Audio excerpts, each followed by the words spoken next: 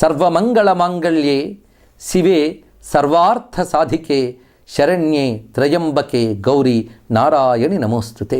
ఇది ఒక అద్భుతమైనటువంటి స్తోత్రం. ఇది చండీ సప్తశతిగా ప్రసిద్ధి చెందిన దేవీ మహాత్మ్యంలోది. అందులో ప్రతి శ్లోకము అద్భుతమైన మంత్రరాశే, కానీ ఆ శ్లోకాలన్నింటిలోని ఒక మణిరత్నంలా ప్రకాశిస్తున్నటువంటిది ఈ దివ్యమైన శ్లోకం. దీనిలో భావం ఏంటంటే సర్వమంగళ మాంగళ్యే, మంగళము కలిగించే వాటిలో ఆ మంగళకర శక్తిగా నువ్వు ఉన్నావమ్మా అన్నారు ఇక్కడ.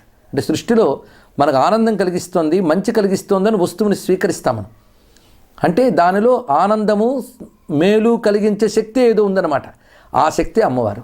అటువంటి తల్లి నీకు నమస్కారము అని తెలిసి ఒక్క నమస్కారం చేస్తే ఇందులో చెప్పిన ప్రయోజనాలన్నీ మనకు లభిస్తాయి. అటువంటి వారికి అన్ని మంగళములే కలుగుతాయి. ఇది అమ్మవారి మంత్రాల్లోకెల్లా మహామంత్రంగా భావించి ప్రతివారు సులభంగా సర్వకాల సర్వావస్థల్లో జపించి సిద్ధి పొందవచ్చు.